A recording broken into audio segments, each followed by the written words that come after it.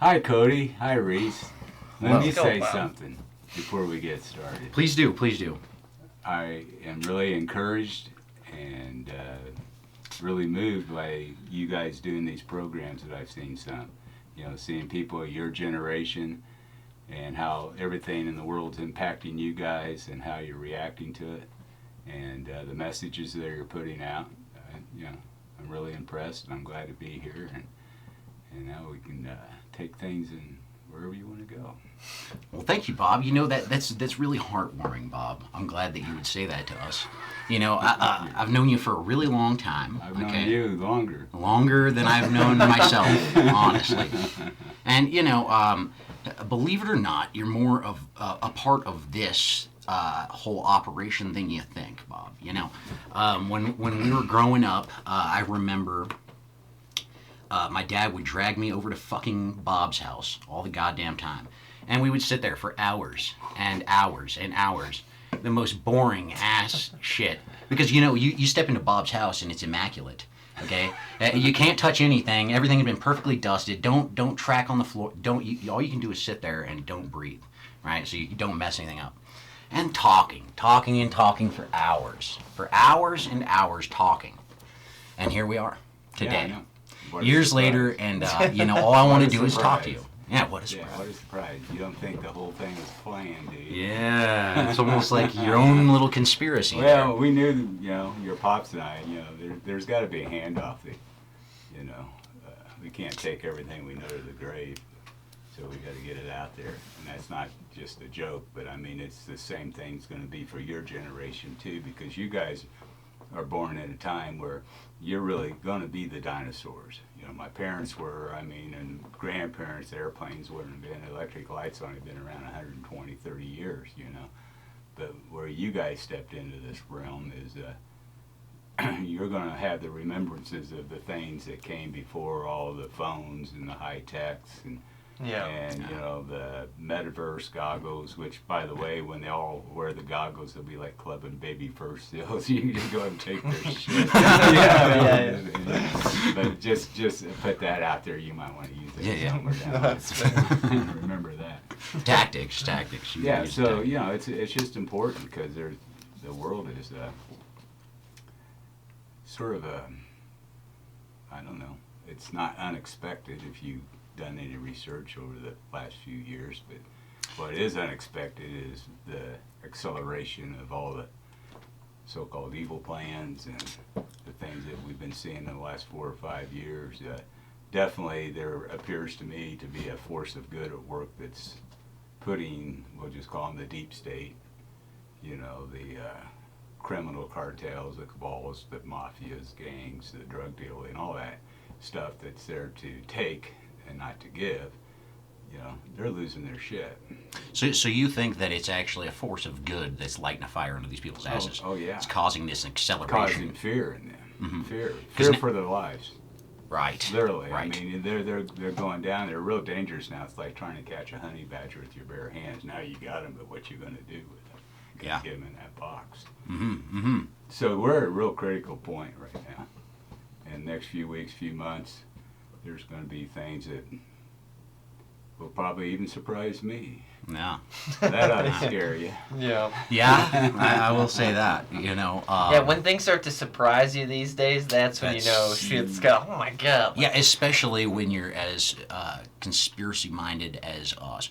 Like you said, all this talking and all this droning in the background certainly infected me eventually. And you were definitely on the forefront of the unknown knowledge, if you will, the hush-hush speak of the corruption of the government. Because when I was growing up, it was kind of muffled because you have a lot of the 9/11 thing going on. And so a lot of it was muffled. But obviously, it leaked out and it has now infected us, right? And it really doesn't have to do with necessarily conspiracy or anything, but...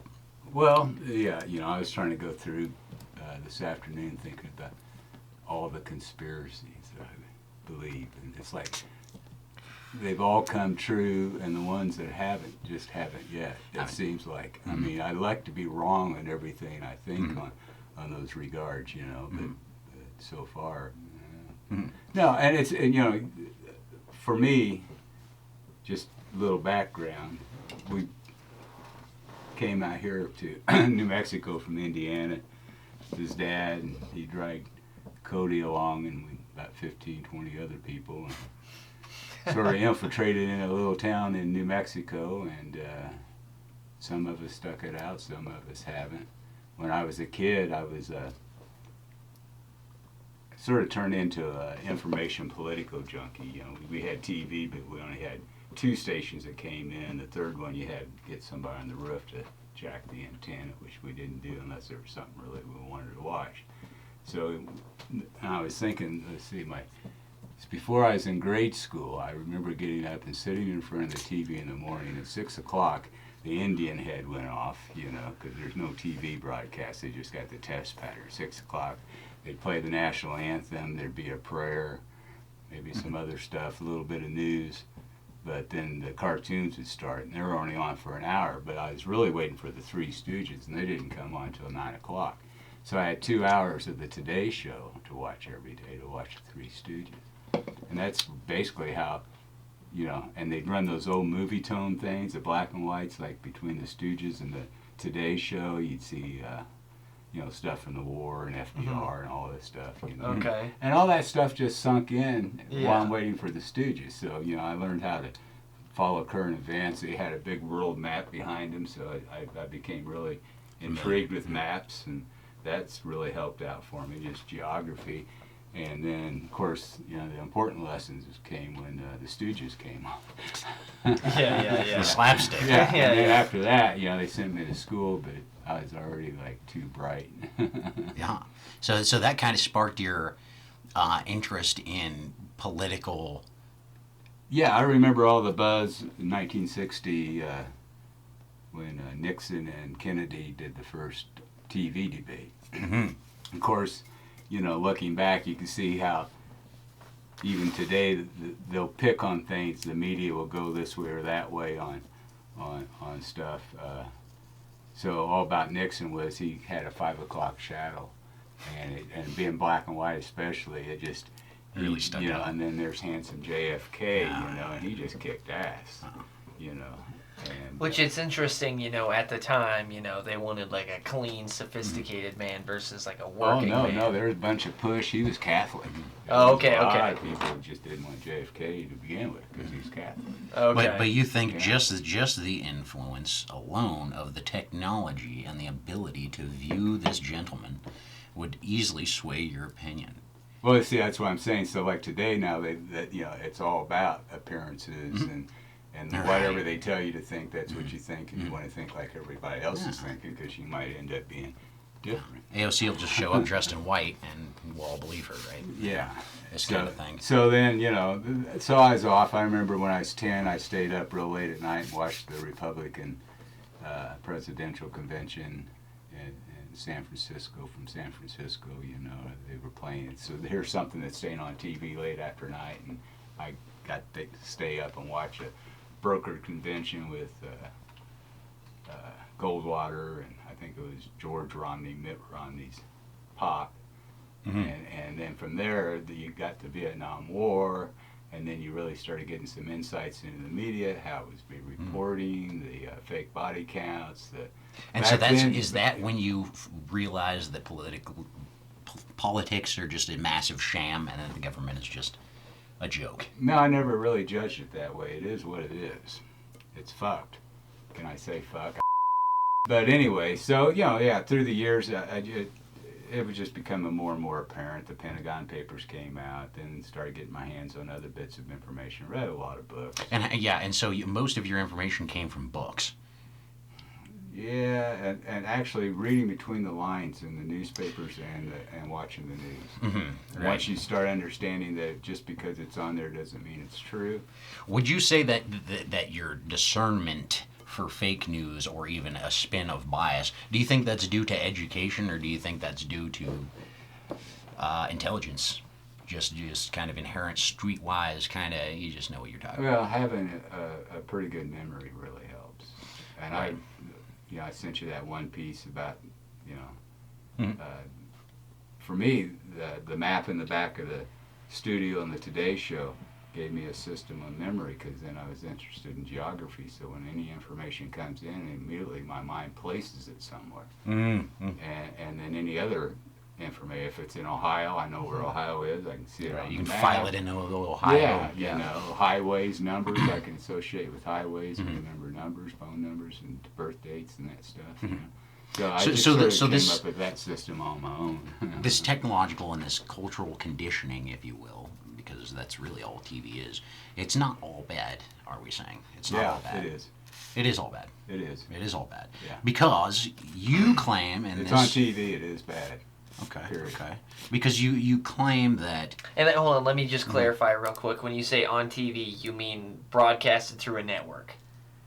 If you're looking at that tube, Mm-hmm. and it's Okay, Netflix, it's MSN, Yeah. Fox, Patriot Estate. That's the question. You're on a different flat screen. If this is a TV Okay. show, I'm on a tiny if screen. we were chances are. syndicated, and then I'd say we're the only source of truth.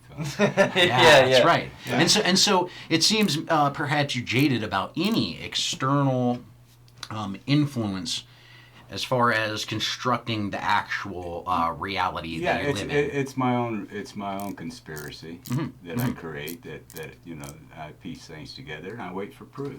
And I don't throw stuff out. Like, you know, I've seen enough of the mainstream TV crap to come up with a judgment. I'll see things that are commenting on what was said and things like that, so I don't have to go watch CNN or see Don Lemon's face or anybody like that. You know, I already know that. See when, you know, I turned TV off 17 years ago come January, just like one day. You know, I'm done. Yeah. You know, I just don't need this. You know.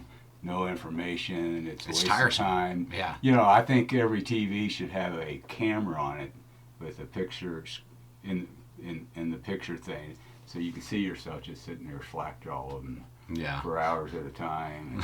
You know, then while you're watching this exciting survival man thing. You know? Yeah. So you know, reality TV is just looking out the window because you never know what's going to happen. Yeah. Yeah. Going down to the fucking bar. Yeah. Talking to a few people. So you know, so you think that the problem really is that they're influencing you. They're kind of selling you a drug, which is knowing things, right? I mean, you explain this kind of in your article there. You know, knowing things. They're selling this to you, things that we can all accept as common knowledge. But then you actually, and I understand actually exactly where you're coming from, where you grow up and you realize, like, holy shit, like at least 60% of the things that I thought were true are totally not true. They don't get run like that. It's a totally different sector of reality. And everything that I thought was just a total... Yeah, believe everything but carry a great doubt. Also, you know, I mean, so take it all in. That's just information. It's information that gets verified. Weight of evidence will make one thing more apparent, more truthful, if you will. And over time, you know, you might get to where it's some sort of an ultimate truth, which to me was, I knew, you know, you could go research Operation Mockingbird, the church hearings with the CIA spying on Americans back in '75 or whenever that was. Even then, talking about the CIA having people within all the broadcast networks and stuff by their own admission. Then we got to go behind closed doors and talk about the rest. You know, so that sort of tipped their hand then. And then understanding that it's all state-owned media.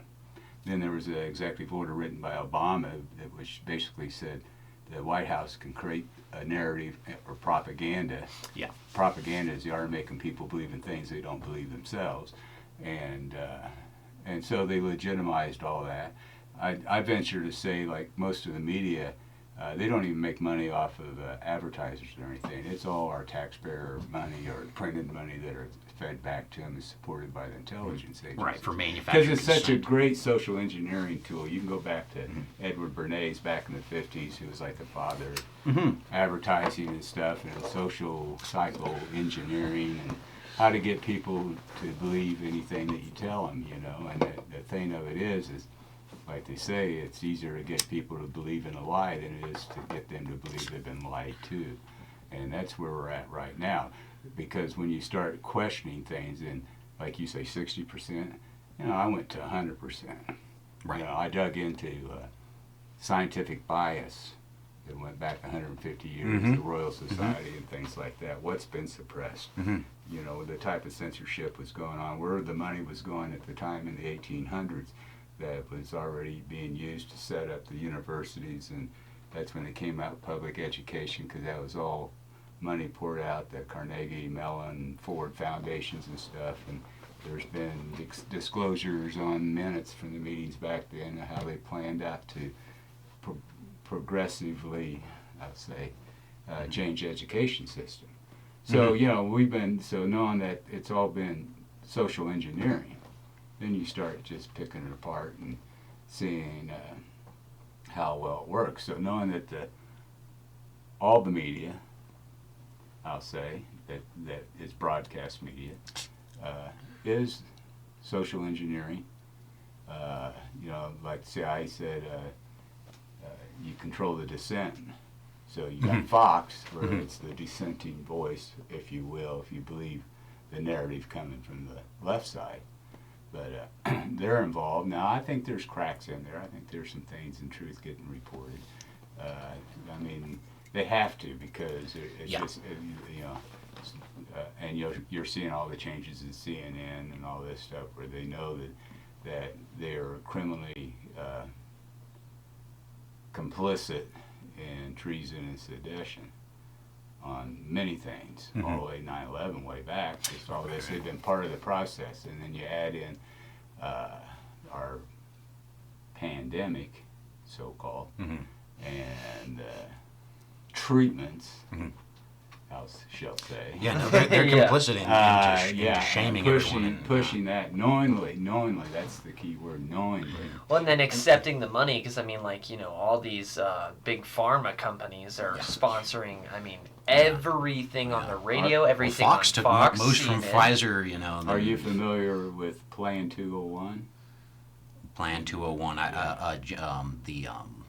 the one where they troubleshooted this whole operation down to the T, running a fake pandemic. And it was even create a fake health emergency. I think they ran it out somewhere, maybe I'm thinking September 2019. Well, there's the SPARS 25, 27 or something like that. Yeah. There's the Event 201. There's 201. Agenda 21, which was really the start of their Agenda 2030. And this, and then Agenda 2030 to speed everything up. See, that's the point. Everything that's the way it is today has been put on paper, has been expressed all the way back 1960. That. Or the Bilderbergers in '54, the Club of Rome with Kissinger and them, and they came out with this big thing about, oh, there's going to be too many people, the planet can't sustain it. You know, the population bomb. And just fear, and we're going, if we don't do this and this and this, so it leads into the there's not just one elephant in the room. There's a whole frickin' herd. Well, and this is a great idea, because we talk a lot about this like Zen way and this whole like spiritual kind of like keeping your thing, and it seems as though they actually understand this. As far back as the furthest back that I can see is Mussolini would actually start rumors that the world was going to end to cause like chaos, right, inside the populace. Market manipulation and everything else. Yeah, but a quote from Gil Scott-Heron, a great artist that you actually turned me on to long, long ago. He would talk about, brothers on the street corner talking about the revolution is coming. The revolution is coming. The revolution won't be kind of televised. Exactly, yeah. But kind of like but the end of the world is coming. YouTube. yeah. It's on YouTube. Revolution will be YouTube. No, but then he goes on to say that kind of like the end of the world is coming, but it just keeps dragging on and on. And I think that they really do understand the manipulation of the frequency, if you will, if you want to get all woo-woo, and keeping people on this fringe of like, oh my God, we're gonna die, we're all gonna die. It could be next week, it could be tomorrow. I was just talking to my dad about this. It's like, exactly. Like they like are like, and I think everyone knows this, so it's not like I'm pointing something out. That's fear means face everything and rise. Yeah, they figured out a way to monetize fear. Well, it's a tool, the most effective tool. It can be applied in so many different ways. Yeah, definitely. The COVID thing was all really a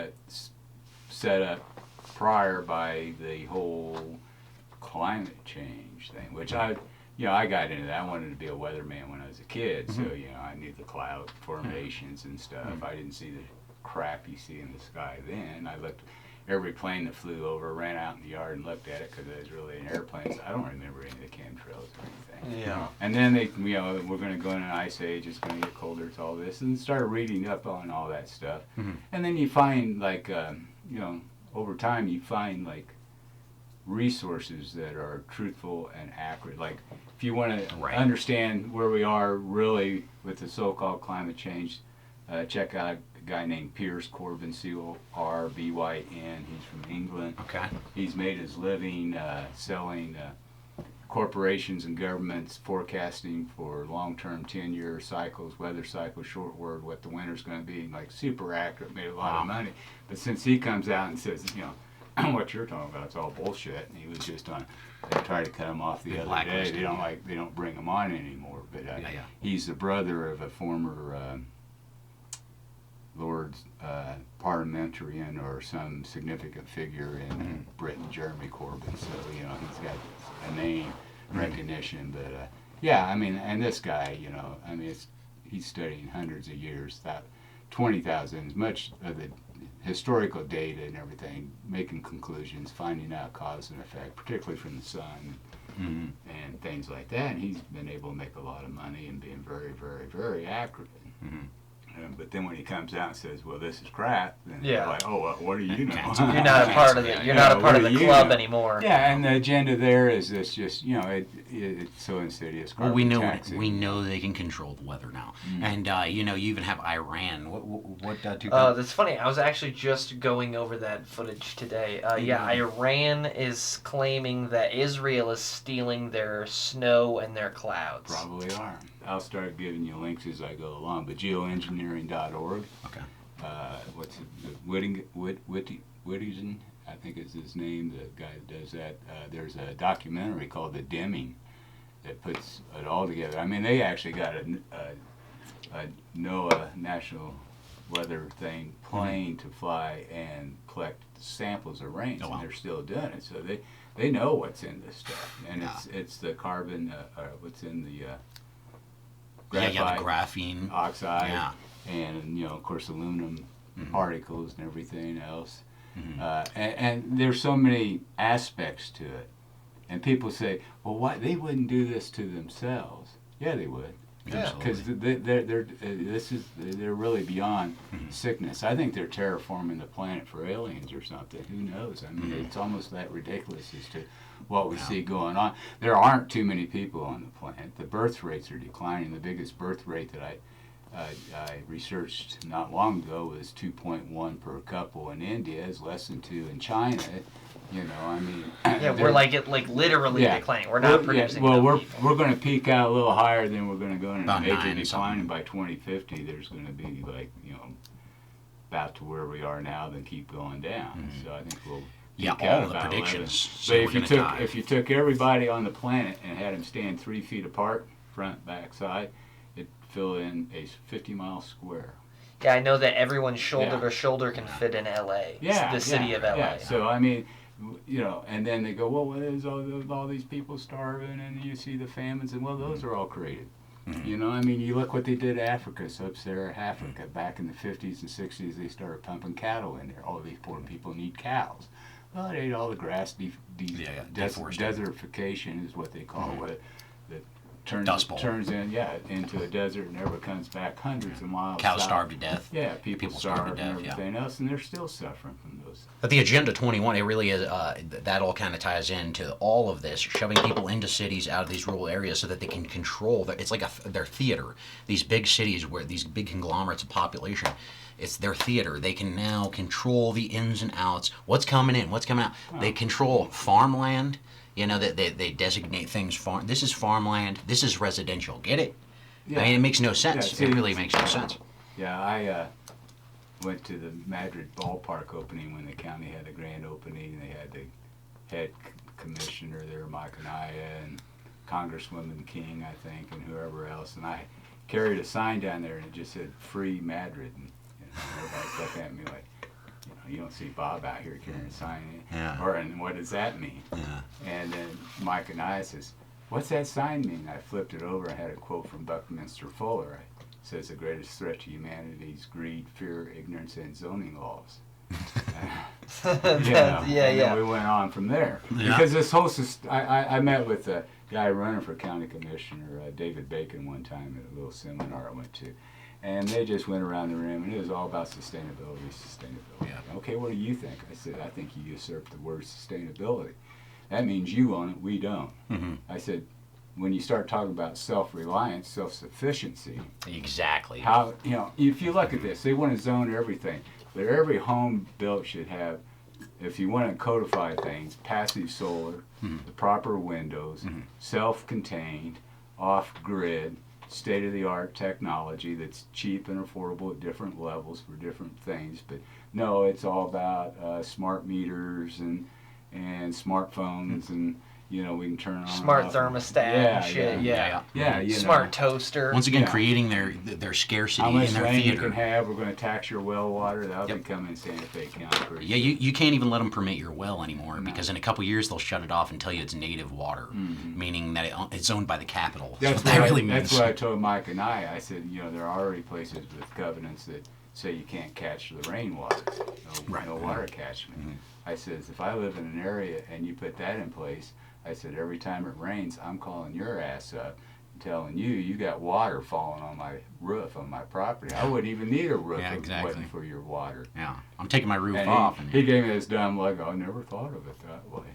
Yeah, but see that's the encroachment and the whole. See, there's a group, and it's sad to say, but it's probably only 20,000 people tops that are the World Economic Forum and the Bilderbergers and all that. I mean, we got them so. No, I can't even imagine. I mean, I'm not denying that Yeah. it could be up to 20,000, but I couldn't even see it being Yeah, 20,000 I'm people. being real generous. Yeah, exactly. 1,400 maybe. But Yeah. how many Yeah. people? How many people do those 20,000 people have by the balls? And that's The whole point. fucking world. The whole dude. fucking world. Here's They the have deal. everybody Here's the on the deal. ball. There's a good guy, another thing, write down, Cliff High, CLIFHIGH. He's on BitChute. He calls it the narrative, the narrative paradigm. Yeah. Okay. And what they have, their biggest tool, this goes back to TV and everything else, they are able to establish their narrative. Look at 9/11. They came out with a narrative right away. Boy, we got the passports off the sidewalk. Yeah. We got that, that fell down by itself, but, we just, remember these two buildings. But I think the official Forget this report. one. Yeah, I think the yeah. official report didn't come out till like 2011, 2015 or something. yeah. The official Mueller report, right? Is No, what it that was. wasn't Mueller. It was No, just, who was it? It was just a commission for 9/11. Yeah, the 9/11 committee. They didn't even release anything official. No, they report. wouldn't let people testify that Rodriguez dude that was in the basement and felt the explosion down below him in the basement and the fire coming down the elevators before the plane hit and all this stuff, dragging people out of the building. Trucks are gold out of the Trade Tower 7 days before. I saw a documentary, a piece on the World Trade Towers back in the early 90s, and the gist of it was, we either got to tear them down or we got to scaffold the whole damn thing and replace the outer skin on the building because they used the wrong type fasteners, and the salt water was causing galvanic corrosion Okay. and rusting the fasteners, and that shit was going to be falling off one day.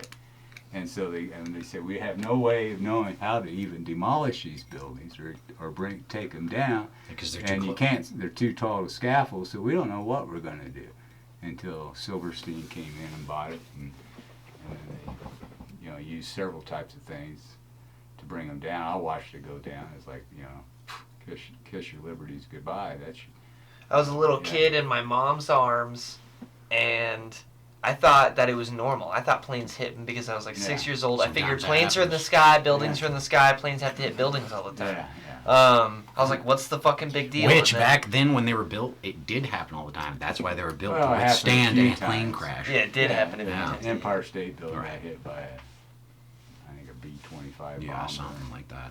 it screwed the bomber up pretty good. Yeah, That's what I'm the saying. building. Because most of these buildings that high are made for it. Yeah, no, you know, we could get in a lot of details on that. Right, but that's 9/11. But We're past the that. bottom line is Well beyond how you know Yeah. the narrative of the weapons of mass destruction got us into war, everything. And back Who with Trump controls creating the narrative, yeah. Yeah, and that, you know, you mentioned the T name, you know. I didn't vote in 2016. I hadn't voted since 2000, and I voted for Al Gore. And, you know, they cheated him out of it. You know, but I wasn't very passionate about it. I voted Democrat all along, just because it, you know, it was more of the local elections. But we can agree that Al Gore was cheated out of the election. Well, I think it was just a planned handoff. Back then, Right. see, up until then, both parties were the same team, different uniforms. And that's one of the things that have impeded Trump a little bit, because even people were like, well, they're still the same team. No, Dude, he's yeah, not. that's He the screwed thing. them up because they had their 16-year plan of Obama parade, Hillary parade. That's another thing you could read on paper years ago. Exactly how they wanted to move the country forward. It's like the plan for the new American century that was written in '99 that said we needed a Pearl Harbor type event in order to get this thing kicked off the Patriot I have Act read and that. stuff. What's that called again? The PNAC, Plan for the New American Century. Okay. And that was the neocons. So, you know, everything is just, you know, smoke and mirrors, and whoever can tell the story the loudest, and having the control of the media has been able to so ingrain people into thinking they're informed that that's all they need to know, and whatever said there, that's, well, I don't believe it all, you know, or, but, you know, it's, you know, they're still reporting the news. Well, it's bullshit. Totally bullshit. They're not. They're creating a narrative that's paid and controlled by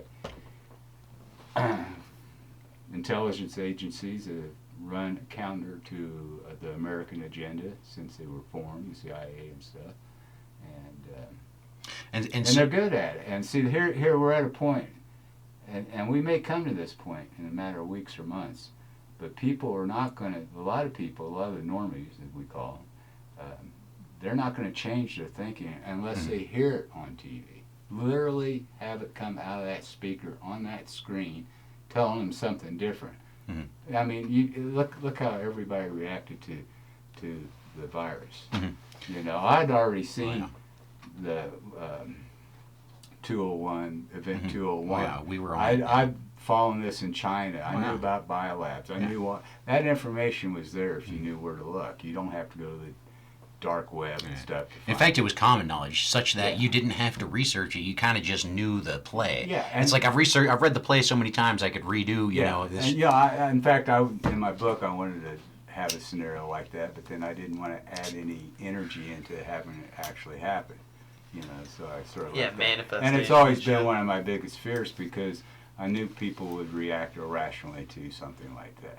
You know, and then if you're actually real plague, there's bodies on the porch wrapped in sheets, and trucks going around and throwing them in the back, and, you know, mass graves and all this stuff. And that's the thing about a plague. It's like you don't have to tell me on the radio. You should be able to know if there was something serious happening. Well, and, you know, everybody, you know, you could have set back for the 2 weeks or the month or a couple of months, but the information is there. It's like Italy, oh, it's hitting Italy, Milan. You know, I had a friend over there in Milan locked in her apartment. You know, they couldn't even leave your apartment, freaking out. And so it's like, oh, 1,100 people died today. 1,100 people died the day before. Well, I looked up when you could still find it. Most of these statistics aren't available anymore. I looked up the average daily death rate in Italy, and it was 1,100. Had been for the last 5 years. You know, during the whole major few months of the COVID thing, it only exceeded at 1 week where it went up to 1,200. And those were people 86 and older who were already, you know, dying. Right. You know, so there was no body count. You know, then you saw the fake hospital. Then when they got to dancing in the halls and stuff, I mean, I was one of the few people.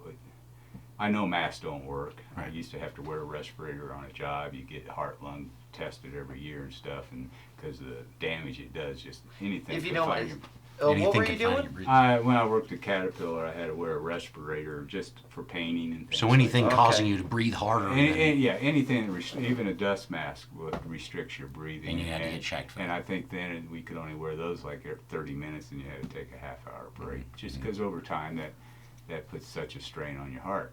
Plus, you know, I know about sizes wow. of microns and stuff. I've looked through electron scanning microscopes and stuff. I know virus sizes. You know, I've not seen viruses, but I've seen things down to, you know, just a few microns, which is about that size. And you know, a mask is like a chain link fence trying to keep out the mosquitoes, literally, you know. Yeah. So this isn't about health, you know, at all. This is about social control. So I put my Constitution in my pocket Constitution. I wore this silly Groucho Marx mask with the gauze when everybody else is all like thinking they're all going to die. Now I knew in my mind, like, if I'm wrong on this, I'm going to look bad. But I was really. But you have to fight for what you think is right. It was just like 9/11. I knew that was for eroding our liberties through the Patriot Act. I knew this was in order to get people to comply on irrational behaviors and herd them into other things to come. But you're right in the sense that they can't just hear it from a respected friend. They need to hear it straight from the television. And I noticed overnight, all of a sudden, these people started agreeing with me to a certain percentage. Like, oh, I'll agree with you on this much as far as the COVID goes. And then overnight. And then incrementally, they'll agree with you a little bit more, and then a little bit. Oh no, it wasn't as bad as they thought it was going to be. Because, you know. like you mentioned, they have to mix in a little truth, or else we're not going to be able to catch you. We have to keep pacifying you with like, okay, you know, here's a little truth in there, you know, and keep going. And it seems like Trevor Noah just happened to make the right joke that night, and I wake up and people are like, yeah, masks. We can joke about people wearing masks now all of a sudden, or we can walk in and we can slap each other, we can give each other a little handshake all of a sudden, right? To these people that would never even, you know, would shout me out of their establishment for not wearing a mask or whatever, and now we're all buddy chumming up. You know, and it's like I just can't stand it. It's wild. But you're right. Okay, so yeah, let's get we serious. we can go around and around. We can go around. But we should talk about the good news and about the future, because all this We should. Doom and gloom. all this is real. It's going on. It's part of our reality. We're affected in a lot of different ways depending on how you react to fear. I like sarcasm, ridicule, and humor. That's sort of what my book is sort of about. There's a lot of that in there. By the way, Revolution 222, published in 2012, still relevant today. Go to www.revolution222.com. Great website. And you can download the PDF full version of the book for free. Boom. There you go, for free. There you How go, many dude. books can you get for free? Come on, folks. All it costs is your time. Please, we're begging you. We're not worth the time. This is. So, Please continue. So, you know, we're born in this time and place. It's great, you know. I mean, I say life is like an acid trip, but without the acid. I mean, if you really wake up and you think you're in the flesh and form, you got relations, there's people, there's animals, there's trees, all this stuff, it just blows my mind, you know. Like, you know, it's sort of an ecstatic perception that sort of sticking with me longer and longer without having to consciously think about it. It's like just the internal wow now, wow, look at this, wow, look at this, you know. But all this stuff we talked previously is a distraction to keep us from understanding who we really are as human beings, you know. And there's so many lies. A lie.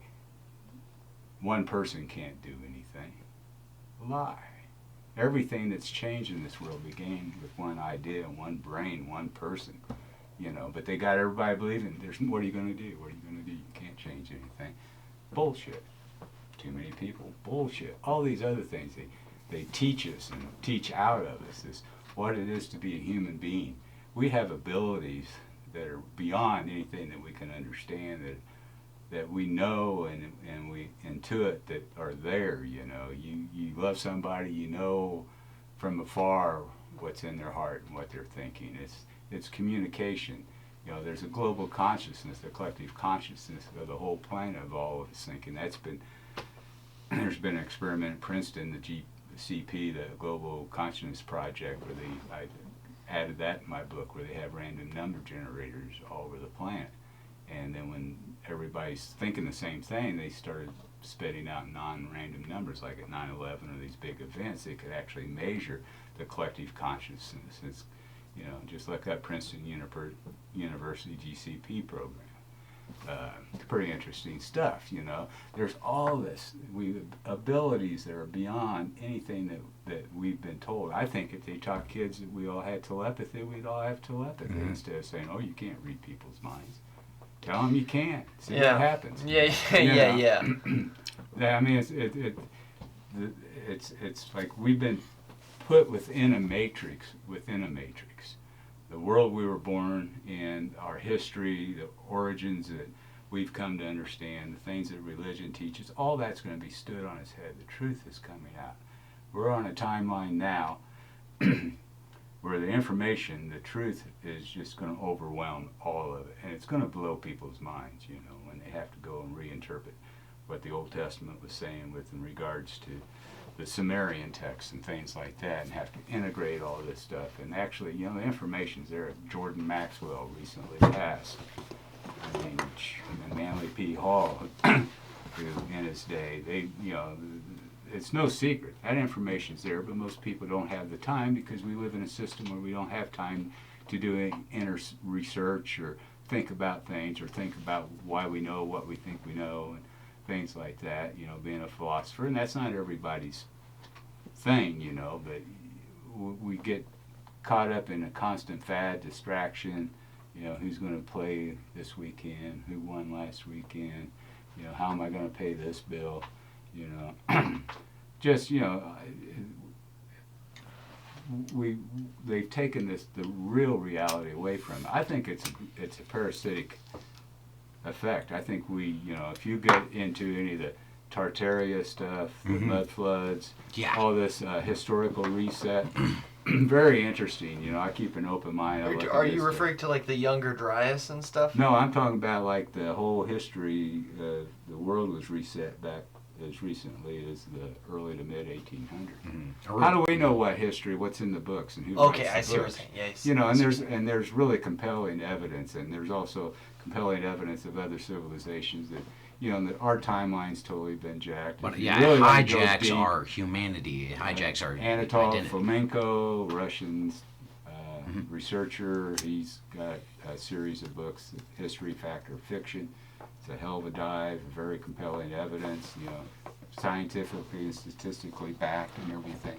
Shows like maybe 800,000 years was inserted in our timeline since the so-called Roman Empire. You know, then you get the Catholic Church involved in all of this stuff. So the understanding that you know, we're living in a time where you can't believe any of the things that we were taught on science, religion, history, whatever, you know.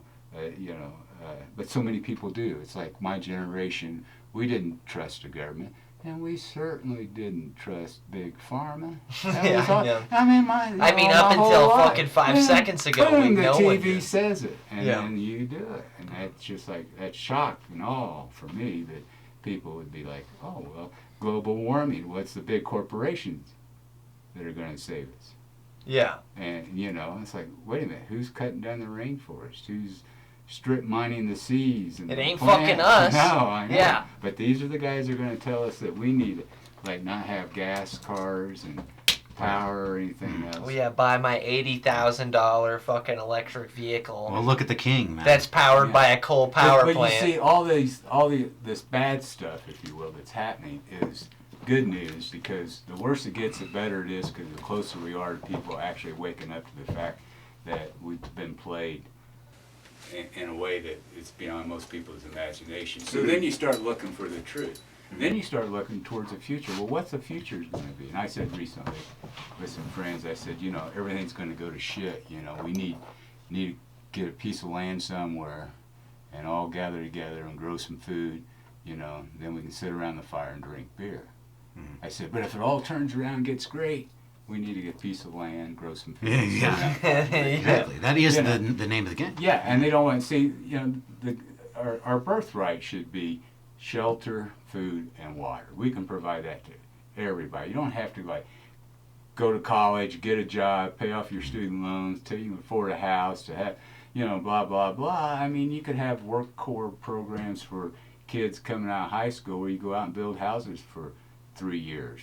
And then when you turn 27, 28, or get married before then, whatever, then they come and build your house, just like the Amish build barns, you know. There's your housing thing. And planned communities were, like, it's cool. I came over here to Reese's, and I was able to walk across the land, had to crawl through a fence. Yeah. 3 rattlesnakes and dodge a cholla, but you know, I mean, where we can go from house to house to house through the gardens, and the food. I mean, you know, managed forest and things like that. You know, the whole Amazon was one managed garden. They're starting to find out, you know, that over thousands of years, you like select this tree and help this tree along and do this and leave it as a forest, but you got your food sources, you know. What the fuck? And put a white man down there and they starve, but those guys are like, oh well, I know where that tree is at. And Yeah. it's what time of year is it? You know, we'll go get this shit. And, you know, it's just, the world is a beautiful place. It's bountiful. It can provide for everybody, but it's the parasites which might be responsible for some sort of historical reset. You can't. You know, I think it all leads back to you know, the UK and the Vatican, the Khazarians. If you get in there's a, you know, the Khazarian, you know about the Khazarians. I don't. Cliff High, go through Cliff High stuff. He'll explain the Khazarians. You know, they were the name stealers. They're from the old Ukraine. They're the false Jews, the Khazarian Jews and stuff. And they infiltrated London and all the financial banks and stuff over the last several hundred years. And so there's a war going on, and we're just, they want us all to be victims. They don't care about us at all. And there's so many major players fighting amongst themselves, working on different agendas. Transhumanism, yeah, okay, you're going to take my brain and put it in a robot, you know. Hell, maybe I'll want that. I don't know. Well, is that yeah, honestly, because you know, for a philosopher such as yourself, I mean, surely it wouldn't be too much out of the possibility to be like, I mean, what's the worst? Are you a man of God? Are you a Christian man? Yes, in ways that are probably expressed differently than through the right, the most. Okay. Yeah, I can share that. I believe in the sentiment. CTMU model of Chris Langan, the cognitive theoretical model of the universe, where God is the whole, and then we're experiencers within that. You know, sort of. Yes, we I know exist, that, and we yes. exist within existence. I mean, just look around. This is it. You know, Zen. This is it. This is it. You don't have to give it a name. It's it. You know. Deal with it. You know, reality is a thing. You know, you know, roll with I it. try So to. as we move to the future, we need to be focused on what good it's going to be. People, I got friends who are, you know, like, you know, I hate Trump now. I hate Trump now. Whatever, and it's like, how can you be so happy? Because I keep telling them it's good news. Good news. Worse it gets, the better it is. We're getting through it, man. It's a storm. It's going to be a great awakening, an avalanche of information that some people aren't going to be able to handle. And some of it's going to be really tragic. We've seen it now, you know, with the adverse reactions to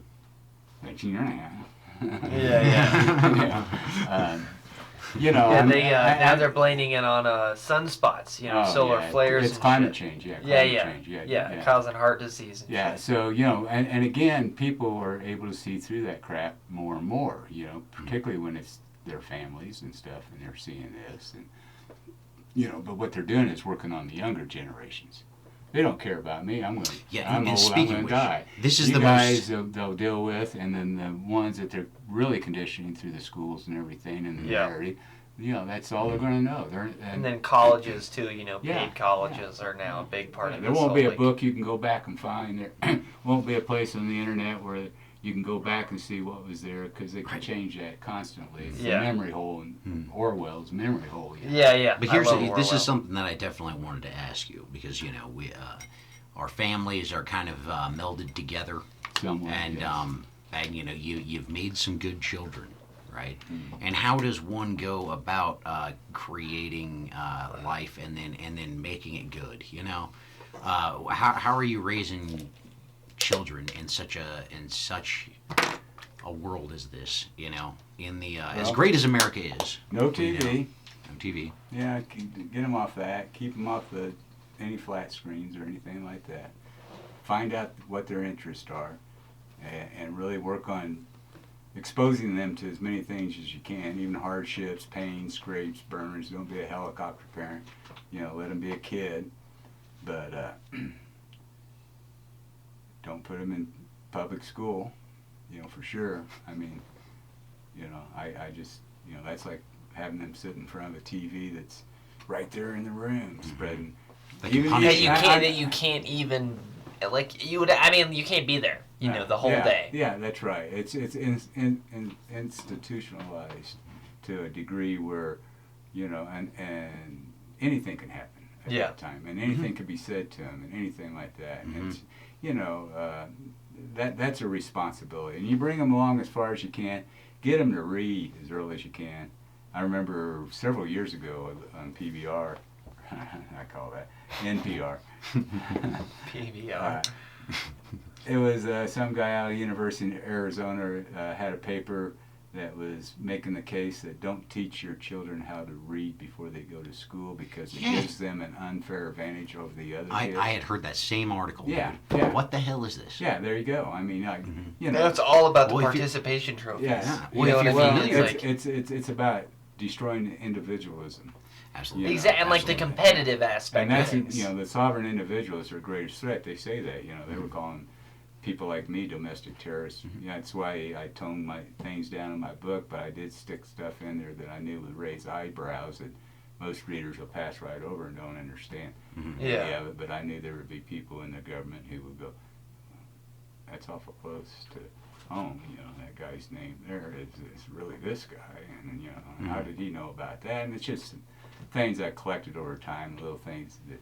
That's why they sent a little man in black off the train in Kansas City to interview me. A little green shirt, black pants, black shirt, crew cut. It's midnight. I get off to smoke a cigarette, and he steps off behind me. Can I bum a cigarette? Sure. And he lights it up, and he says, I don't smoke, but every once in a while I'll smoke one in remembrance. I said, oh, did you lose somebody in the war? Well, not quite like that. And that's how the conversation. He said, I saw you get on the train. I was hoping I'd get to talk to you. Well, I was the last sucker on the train in Chicago. The train was empty on the platform. Everybody's there. So he could have got on anywhere. So then we start talking, well, what do you think about Afghanistan? What's going on? I said, well, they're over there scarfing up all the rare earth minerals, trying to get the routes for the pipelines, keeping the heroin and poppy plants going, and probably digging up alien technology. And he says, well, that's funny you should say that because I'm writing a book about that. So he starts telling me about his book, which is really almost like my book.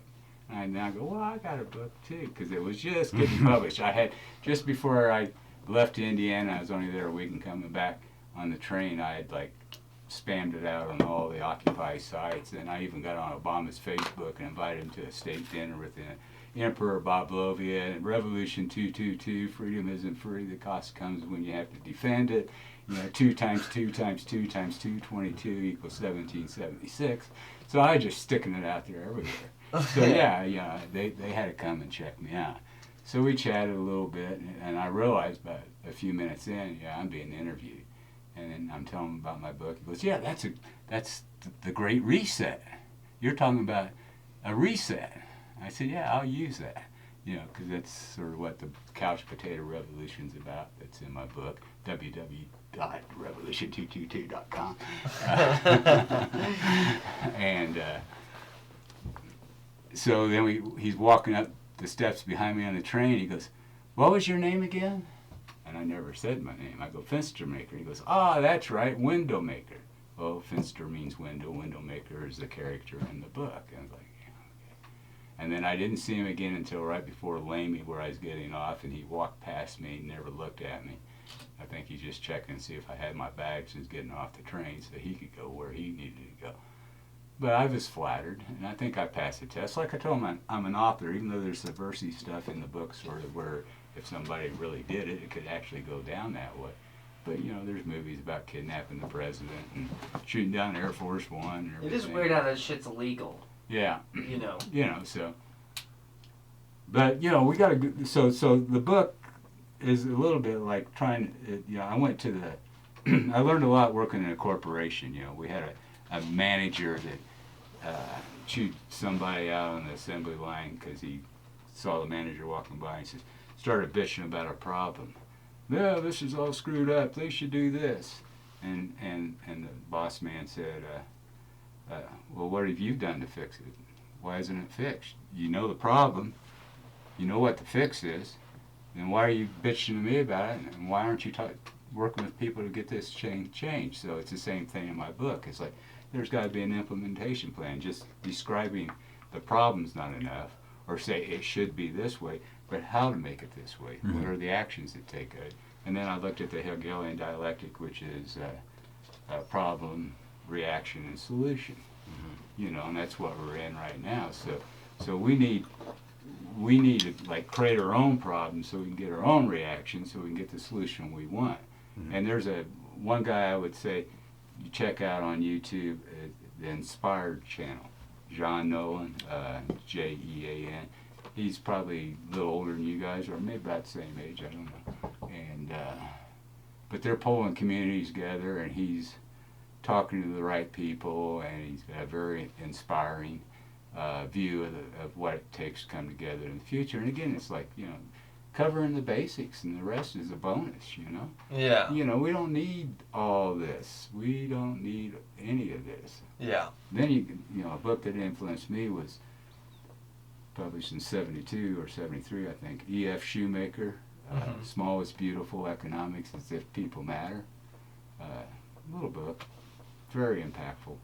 You know, talk about Buddhist economics, you know, local production and things like that. Because, see, we're in an evolutionary change right now where we're provided something that hadn't existed before, which is communication across the planet. Yeah. I can talk to somebody in Tibet if I got their phone number, you know. We're doing this. We're reaching people. You know, that's a new thing. So we can all go towards a sovereign individual route, but still have new ways to connect, to build a future that we want to be a part of, you know, through the technology, as long as it's still there to be used. And just think how powerful a tool like television would have been if they had messages like that on building a new society. If the social engineering took us into a direction of what really sustainability and self-sufficiency and the new energy things available and stuff were all in plan to come out, you know, instead of the parasite. Yeah. Trying to keep us. You know, it's unbelievable to me that you were saying that they did the national anthem that you said in the mornings and prayer. Yeah, that's fucking sick, dude. Yeah, and sometimes gospel song. That's awesome. Yeah. That's sick, dude. Yeah. That's what I want to wake up to. Yeah. Yeah, I mean, imagine, dude. You just click on the TV. Yeah. You know, now your kids are, you know, at least the shit they're not being you know, and all that stuff, you know. And you know, I've swung all around the spectrum, you know. Mark Twain said, or no, Churchill said that if you're not a liberal when you're young, you have no heart. That's if you're pretty not good. a conservative when you're old, you have no brain. Yeah. You know. Yeah. And it makes you know, a lot of there's sense. the passion of youth, and you take up a cause, and you know, certainly I was on both sides of this whole thing until I started seeing more and more. Growing up, where, you know, I remember the '60s, I was enough a part of it to be a part of it, you know, and the war protests and things. And then you start seeing things like the SDS and taking over school buildings and the weatherman, and it's like, you know, this isn't what we're all about. This was the summer of love. This is hippies. This is like a new way of being together as human beings. You were at Woodstock? No, I didn't. I went to Watkins Glen. That was 600,000. Damn, dude. Yeah, I wasn't in Woodstock, but yeah. You know, I went to a Million Man March in '81 in D.C., a labor march, just to see what it is. That's what I do when things are happening. If I get an opportunity to witness it, just like 2017, my good friend Robert Kreider was going to a free speech demonstration in Denver on the Capitol steps of Denver. And so I went along. I took my Bob Lovian flag and a box of books, and I get there thinking, well, I'll see which side I'm going to get on. As soon as I get there, you see this rabble-rousing, vile, vehement, beyond description, rabid, insane, Antifa type stuff. I mean, I'm looking at it, so I'm not exaggerating. It's like way hateful. And then you see mom and pop, baby strollers, coolers up in the shade up on the Capitol playing, you know, music, country music, and everybody standing around, old war veterans from World War II, Korea, some bikers, across the board, and then the state troopers were in between us, and they didn't know what to make of my Bob Ovian flag, I'm sure the FBI was there. Is this CAC? Is this Q? Is this, what is this? What kind of radical militia group is this? And I'm selling books, even. Then the Patriot group comes up and like, what's all this about? And I lay it on them, But I'm there to witness, and I saw a lot of things, and I could see how this was going to come. This is before the rise of 2020 and everything, So I felt informed. January 6th, went to the state capitol because I knew there was going to be something there, Not that I was trying to make any kind of... Well, you were at January 6th? In Santa Fe at the state capitol. Oh, okay, yeah. And there was several hundred people there. Okay. Very mellow, some great speakers, some music, Just support. Yeah, and just and to engage and to talk to people. So I know myself, so I'm not talking crap when I think it's this or that. Go to one. It's like you see liberals go to Trump rallies and they come back blown away. Like these people are all beautiful, lovely. I made a lot of new friends. It's weird, I felt safe. They embraced me even though I'm not one of them. And that, for instance, there, and we talked about the media, it was all mellow. It was breaking up about 1 or 2 in the afternoon. Most of the people were leaving. Get home, and I get online to look at the news coverage on it. And as soon as we left, there was one rabble-rouser driving up and down the street screaming at everybody, and there was words back and forth. And then from the news report, January 6th at the Capitol, here in Santa Fe, the helicopter, and there's like at least 8, 9 cop cars parked all out in the street, and cops everywhere, and all this, and like, wait a minute, I was just there, and talked to my friend who organized it, or helped organize it. He told me that nothing was going down, it was all staged, bring in the choppers at 5, so they can do the live. It was right like at 5 whenever the news is live from the Capitol, cop cars trying to keep peace and all this stuff to make it look like it was something like was going on in D.C. Totally bullshit. Nancy saw it and like, Yeah, so you were there, and you see that? You were there. What the fuck, dude? Yeah, I mean, it's insane, man. So I see it with my own eyes, I try to do that as much as I can on anything, that way you're more informed. But what I want to see is people, and it's going to probably take getting them scared enough to really start coming together and get past a lot of the things that we're conditioned to. You don't think it's too late? Oh, hell no. I think we already got it. It's just we're going to have to go through some crap. Well, so, like you said, so many people are like, the wall is so thick to get to these people. Well, some of them aren't going to get on board. Some of them will go down with the ship, Right. But the lights won't be on, though. Yeah, that's fair. Yeah,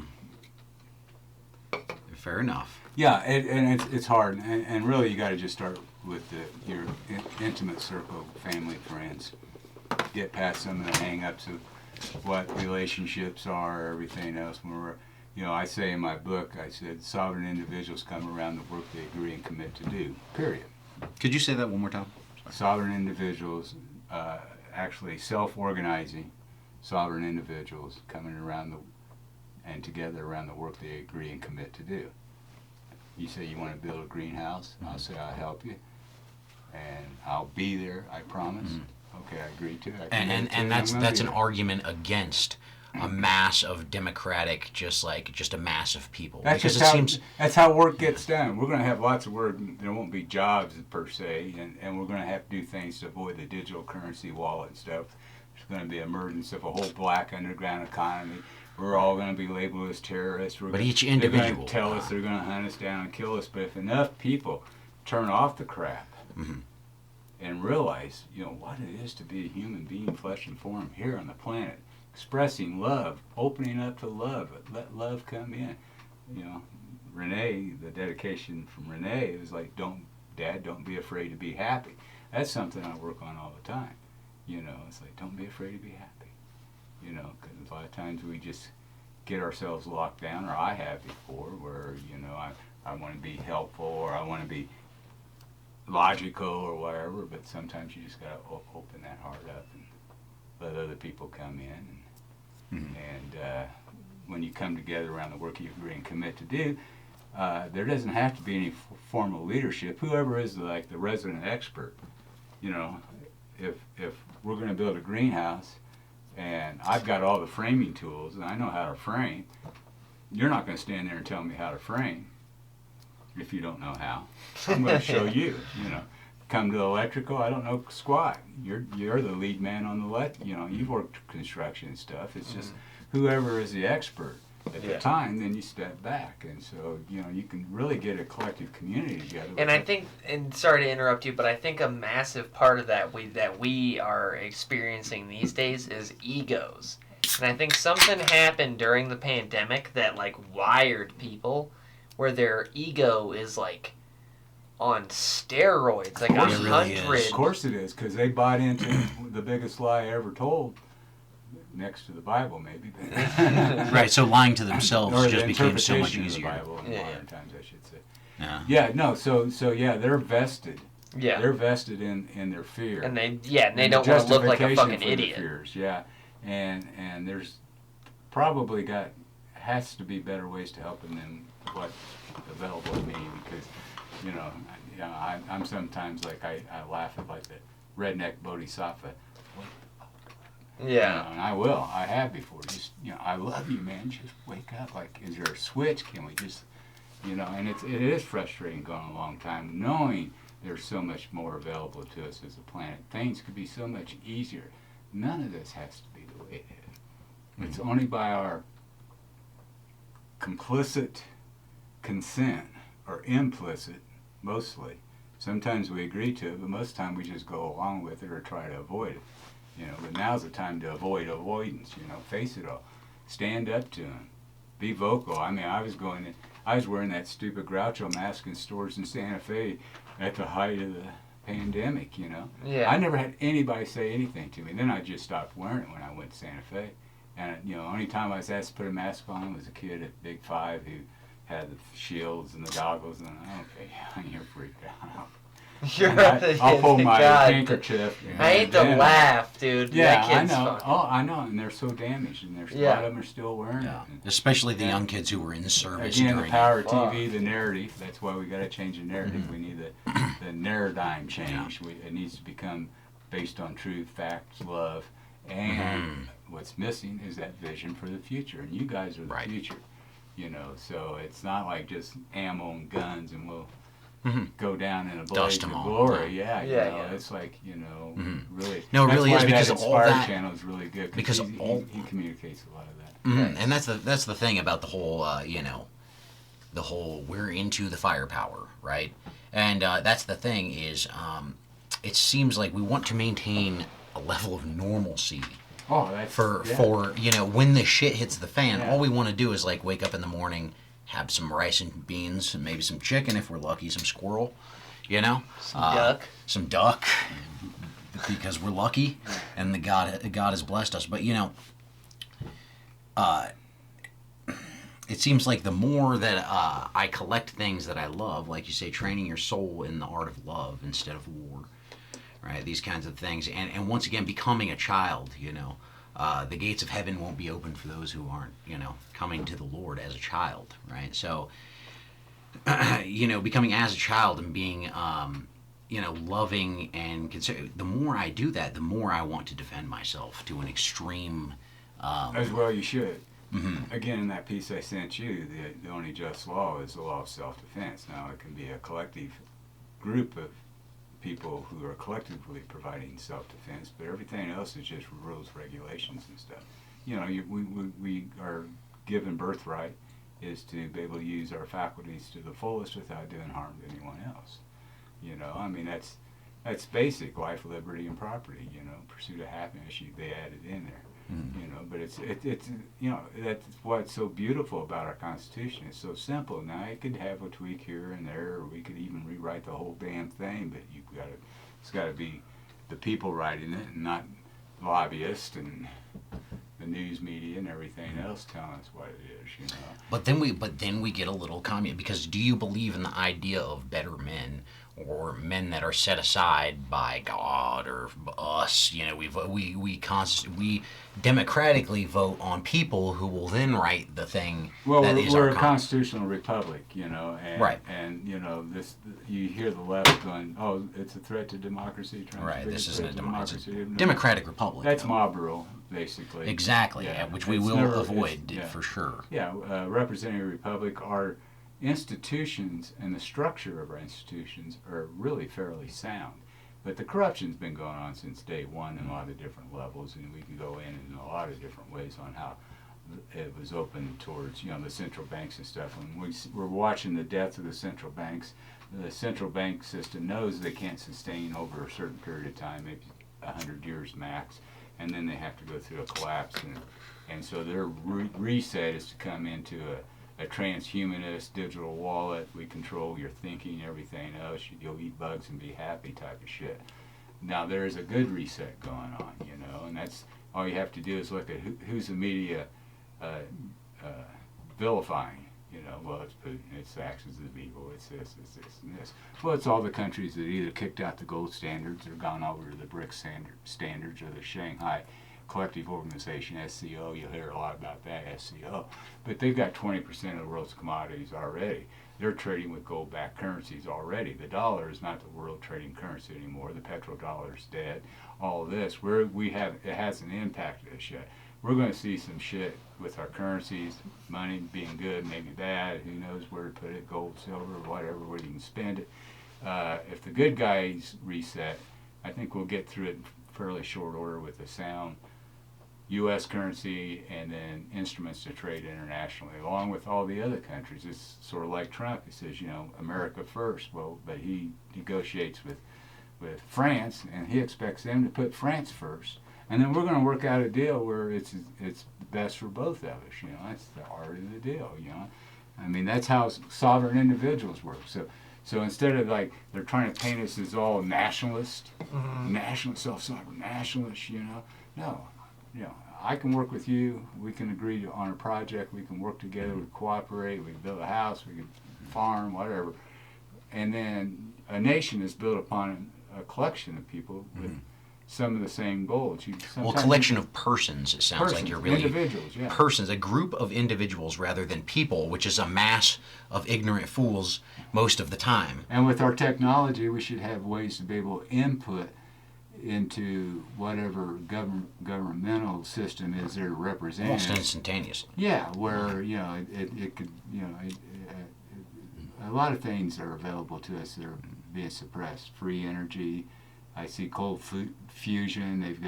They actually demonstrated in front of a couple of physics conferences, you know, a box the size of a small refrigerator that produces heat through just basically splitting water. It's cold fusion. Solid state, doesn't take any energy hardly at all, and it excess heat, and you can use 40%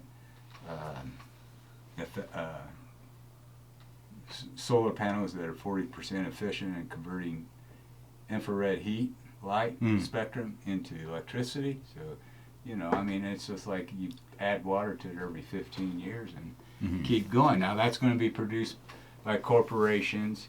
That they might even license it. You might have to even pay a monthly bill. But if you're worried about the planet, carbon emissions, burning oil and stuff, this stuff is here. It's now. I'm not bullshit. I've seen videos that have been demonstrated here recently. All the researchers, they've been working with corporations wanting to bring this out, knowing that it's going to transform a lot part of the economy and the society, and it's going to have negative and positive impacts as we transition and something like that. So they just want to roll it out as like heating units, so you could have it in your home or commercial buildings and stuff. So it's basically off-grid, self-sufficient, you know, so, you know, and there's so much other, that, you know, that's... Yeah, just the tip of the iceberg of the technologies that really are available. That's been suppressed to us. Yeah, just bought out and then snuffed out. And you can say the same thing about health. You know, our fearless leader mentioned HCQ, and they went off the deep end and all this, but we know that, and and we know Yeah. that's effective for everything. It cures, they were using it they studied in India before the pandemic, and they couldn't figure out why their cancer rate was less than 3%. I thought, well, is it the turmeric in the diet? Is it this or that? Well, everybody's taking HCQ over there because it's mainly a tropical country. They've got parasites, they've got malaria and shit. And that's the thing is, it used to be an over-the-counter until Bill Clinton came in, and I think he It's over the counter again in Tennessee, I hear. Oh, really? Wow, that's radical. Well, he took hundreds of actual medicines that we used to be able to get and just took them from over the counter and put them behind the counter. But see, again, that's the good news, because we're seeing modern medicine being exposed, complicit in this whole crap, I shall say. We're seeing all of our major institutions that have been infiltrated, like the DOJ and FBI and everything, being used for political even the military. purposes. Everything. Yeah. Everything is crumbling. Education, everything that we trusted, we're seeing that they're compromised and corrupt. Well, like you said, we So do have good institutions. In the bare bones of the institute, the structure of the institution is sound. However, how much loss of trust in the institution becomes to our favor and then to our detriment? Well, we have no trust in the way it is now. I mean, If there is a force of good, yeah. If there is a force of good, But it makes you a scared and tired individual. things can happen. Things can happen where we can reestablish those institutions. We're going to go. We're being taken to a precipice. Now, those of us, we sort of see it coming. We know we're not going to react in fear. We're going to hey, look at that. Bob said that was going to happen. And we're cool. But it's. I wrote a paper one time. It's called the Hawk, the Dove, and the Cat Around the Corner. And it was the end of my degree program, and we had to give a presentation. And I gave mine at the very last class, so it had the biggest impact. But I was actually sitting on my back step in a house, living in a fairly big city, small backyard, and the garage is right here, I'm right here, and there's a little walkway that comes off the side. And I hear this ruckus, and I look down, and a hawk was chasing a dove like this close to the ground, right on its ass, and my cat was sitting at my feet. And they come around the corner, and that dove is trying to get away from the hawk, and there's the cat. Busted the whole thing up, a hawk's right here in my face, and lands right here. And the dove goes into the myrtle, and the cat's going like, what the hell just happened? I mean, just like this explosion. Yeah. And I thought, well, there's got to be something in that. And I realized, we're like the dove. The hawk is death. It's time. We do all the things we can to stay ahead of that hawk, and we think, oh, we're good. We got a lead. The hawk's not getting us. But it's the damned cat around the corner that gets you. It's the things you don't see. Yeah. And that's what life is. And it's not all bad. Someone that you didn't expect could come into your life just like that. And, it could be the best thing that ever happened, Yeah. And you didn't see that coming. Yeah. So it's not always bad. Yeah, that's fair. But we're getting, as a society, as a world, we're coming up to some of those cat around the corner moments. Shock and awe, like, just totally, it'll shut people down.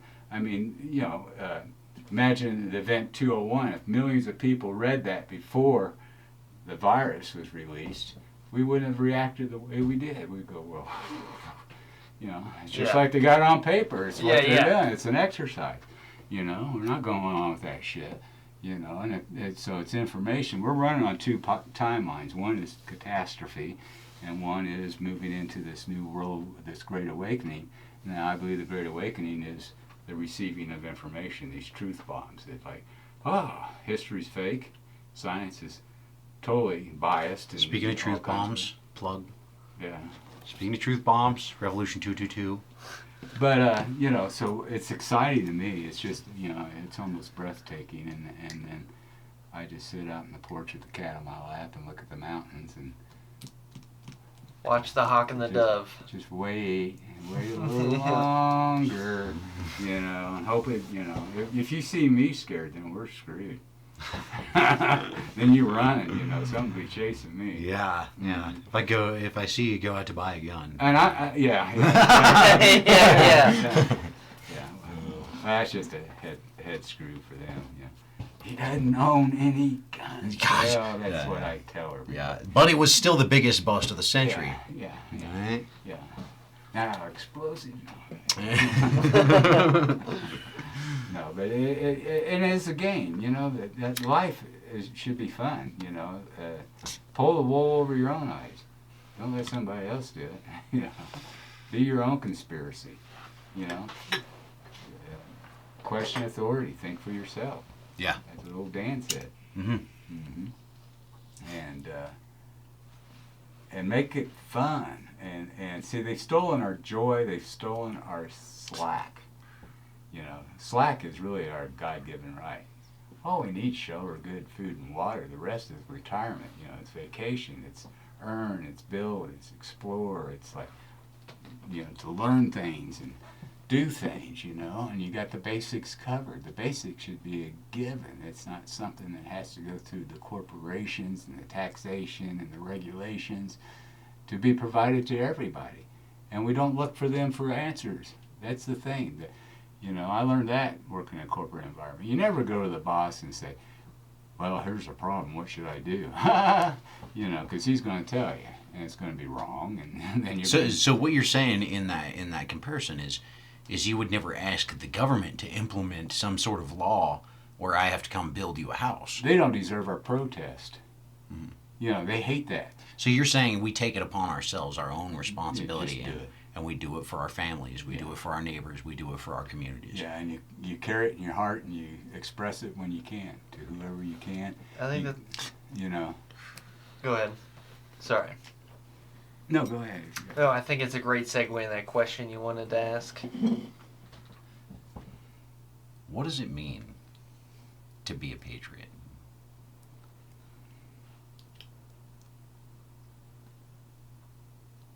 Well, everything has a place in time. To be a patriot now is to hold on to some of the ideals of what our country was founded upon. Then you got to explore all those and see if any of those are accurate, or whether that was just ingrained and indoctrinated, which most of it was. To be a patriot is more like to be a patriot to the planet, to the soul. You know what's right. We know what's right. We know what's available to us. We know that, you know, you look around everywhere and you see suffering. Where do you see the joy? Well, how much joy can I carry? How much joy can I put into this? You know, how much uplifting can I do and uplift myself? And so you're a patriot to being a human being in direct connection to the divine, the creator, to God, whatever you want to call it. Kerouac called it a tangerine.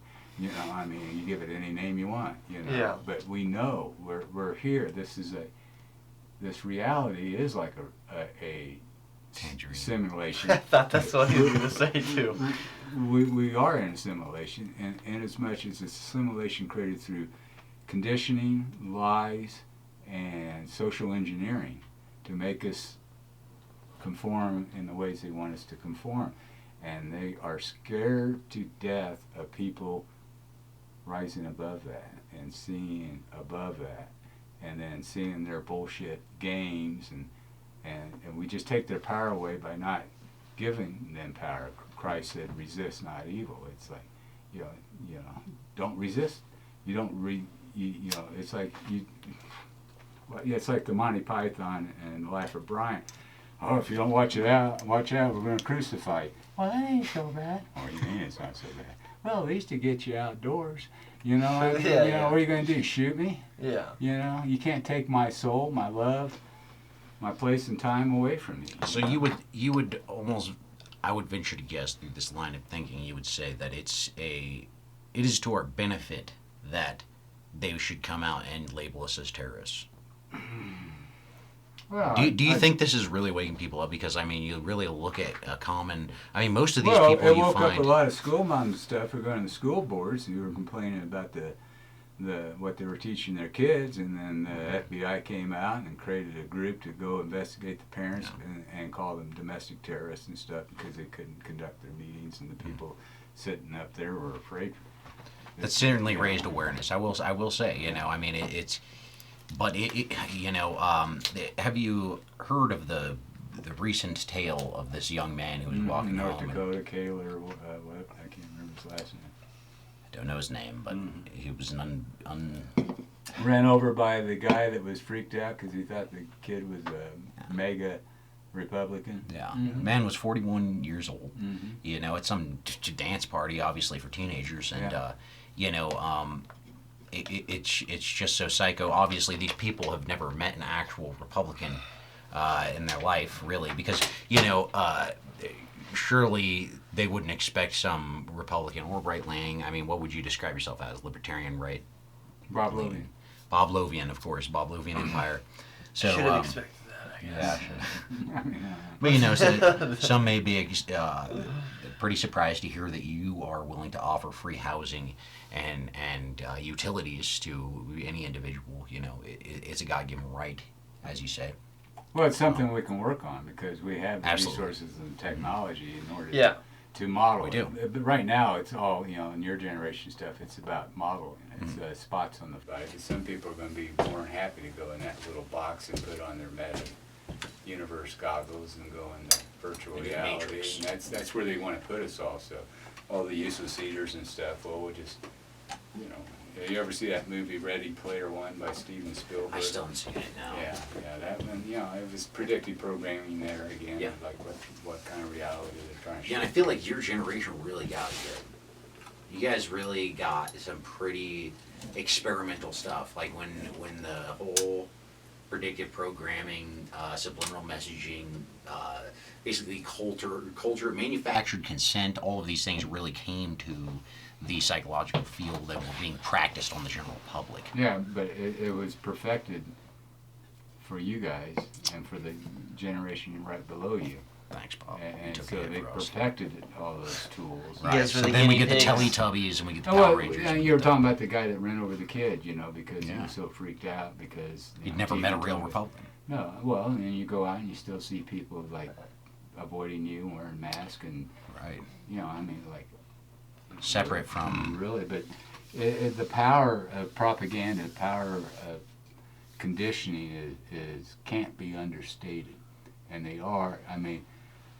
The flat screens. There's even technologies that were. I remember reading patents in '99 and stuff, where just every flat screen puts out a frequency that changes your brain waves. and We were things just like talking that. about that. we were it's talking in the about- it's in the patent of the We TV. meant to take Yeah. up the patent and show it here, Yeah. perhaps.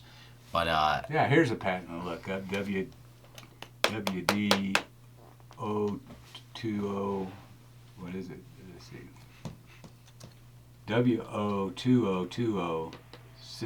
WO202006060606. That was patented just a year and a half ago by Bill Gates. And why they picked 666? No, yeah, That's the sigils. We They get in love the to whole do it, thing. yeah. The whole. Wait, hold on. So what is this? Is this like his bio Basically, patent? or something? it's a digital wallet, biometric connections to your digital wallet and all this stuff. It's some patent he put out. It's that will go into effect in the future. So. Yeah, in December. Yeah, I think it No, includes. I'm serious. Yeah, no, I believe it. I no, believe it. executive order's already been signed that we're supposed to switch over to digital wallets in Yeah. December and only have a week to turn in our cash. That's like going over the radar, nobody's talking about that. Wow. But we're not going to do it. See, the No. thing is, we just don't fucking do it. Don't do it. Don't comply. No. Even if even if it turns ugly, you Well, ain't gonna get it. from Like me. you said, even in the Bible it tells us that a loaf of bread will be worth more than a brick of gold. So it's just like you said. When things are good, it's time to buy land and plant your gardens Or and raise George your Soros stock, says, right? When there's blood in the streets, that's the time to buy. Yeah, that's the time to buy. Any time is the time to buy and settle down and start the family farm. Yeah, that's right. Right? Because when the shit hits the fan, what, you gonna eat your money? You gonna eat your digital currency? So they can blacklist us all they want. You know, they're going to have to come with big scary guns and tanks and take us away from our physical location. You know. I've had this discussion with close friends, I should say, and in my heart, I don't see it coming. I think it's all smoke and mirrors and fear. I think they know they can't do it. All right, it's a big wrestling match. And there is a new political party, encouraging with the grassroots, the mega party. They're getting in at local elections, school boards, sheriffs, local district attorneys, whatever. It's really a new Republican Party that's emerging. So the Rhinos and Dems are one party, and it's a lot bigger. See, that's one of the great lies is that, of course, they flip the scripts. Everything they're guilty of, they're accusing Trump and the mega party and, Biden saying we're all terrorists and everything. But I think it's almost 80-20, us and them, really. I have had that thought. Yeah, and more and more waking up as they see family members die from following the health emergency suggestions and things like that. Yeah, so many. And we're just beginning to see that. And that's the other thing. I go, okay, where's evidence of that? Well, then you talk to somebody who no, man, the excess somebody death died right now, and the stuff. They told them it couldn't get through probate court for 2.5 years, so maybe we're going to change the rule and just sign off because we can't get anything through probate because too many people are dead. Yeah. Talked to somebody the other day. They drive by a cemetery here somewhere in Santa Fe. Always have, like every other day or so. And he says, in the last few months, he says there's always a funeral going on. Every time he goes by, at least one, if not 2 or 3 at a time. See, and it's always cemeteries Yeah. or these people that work in the death industry, if you will. Autopsy people have come out, insurance agencies come out, but it's never the hospitals, it's never the fucking scientists, and so you'll see the statistics they want. And that's the Great Awakening, because when people think and see those institutions, especially when it's their doctors in the medical field, how could they be corrupt? Well, they're corrupted in a lot of different ways. Their monies, or through ignorance, or through their own fear, the fear of their losing their careers. I know people who went out and got the shot right away because, well, I want to be able to fly. It's like, are you going somewhere? Well, no, but someday I'm going to want to get on a plane. One day I'm going to, Why don't you wait and see? It's emergency use authorization. They don't care. They don't know. The commercials are still, they're perfectly safe and FDA approved, except you can't get it because the Comirnaty, which was FDA approved over 1.5 years ago, is not available. That's the only one that was FDA approved. The rest is still emergency authorized, experimental, No, and it was all along. And Gates came out yesterday bragging about how he basically nearly threatened Trump twice to keep Trump from investigating adverse effects on the vaccines before the jab came out. Because, Bobby Kennedy was up on stage and he there was indications they were going to look into vaccine safeties across the board for all vaccines, and then Gates came in like, you can't do it. I told him you can't do it. I told him twice. Well, what, and that's a whole nother story. I think that saved us.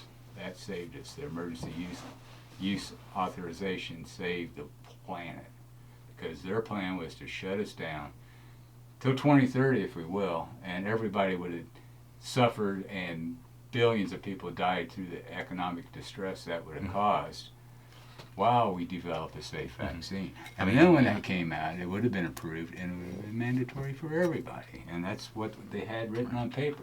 And Trump, even though people are suffering, people are dying from it, he, irregular warfare with low-intensity weapons. Do you think they're setting up for a new virus? They're going to release it again. It's going to be another We'll lockdown. see all kinds of shit. Right. The next one, I'm afraid, if it gets to a point, it'll be one where you'll see people dropping dead. Yeah, it's going to be from real. A virus. It might be triangulation from 5G Straight. antennas or satellites or the geoengineering. If you get into the geoengineering and what they're spraying, they can spray the virus from the air and we're all contaminated. There is a huge extinction event going on. And sometimes I wish somebody just put out a list of names and addresses. I think that would take care of it.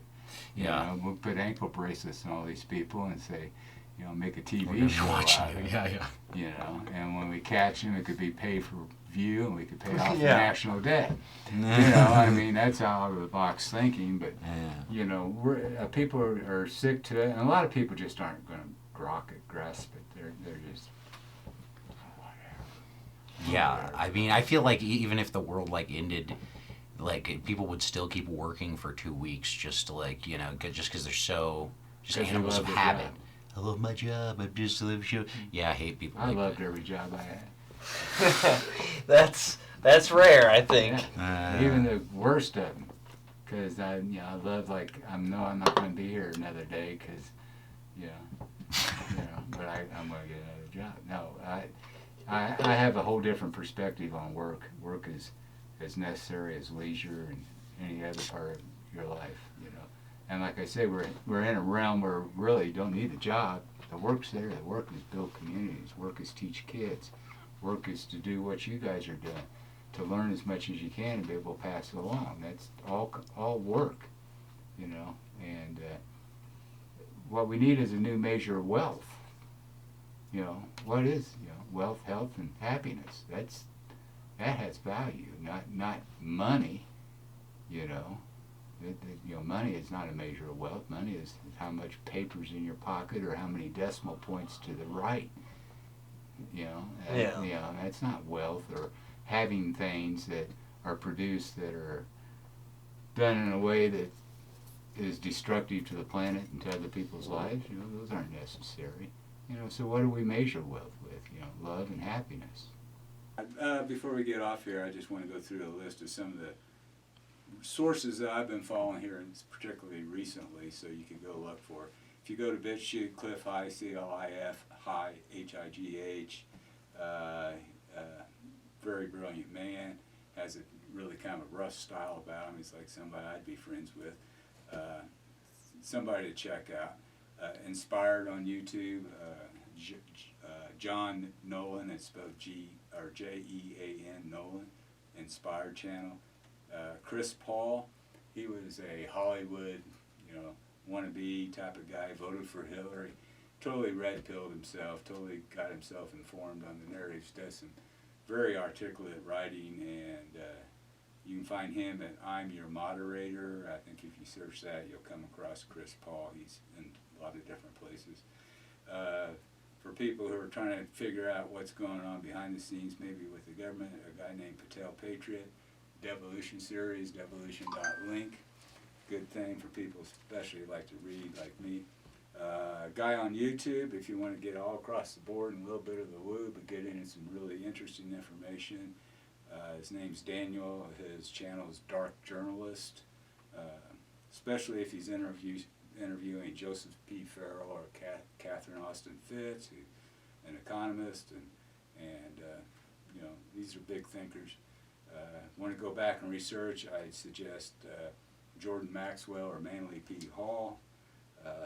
Those guys are just like the Alexandria Library of all kinds of, you call them conspiracy theories, but it's just information if you want to dig into the origins and religions and the words and calls of Saturn or anything. You can get in there and just spend your whole life looking through their life's work. If you get in the humor, satire, and ridicule, J.P. Sears. I don't know if you guys come across J.P. Sears. I love J.P. Sears. Yeah, I mean, that guy's doing great work. And there's others. We'll go on. But don't be afraid.